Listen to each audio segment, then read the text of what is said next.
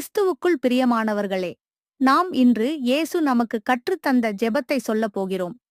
எந்த கஷ்டபாரத்தோடு நீங்கள் இந்த வீடியோவை பார்த்து கொண்டிருந்தாலும் நம்பிக்கையோடு என்னோடு இந்த ஜெபத்தை சொல்லுங்கள்.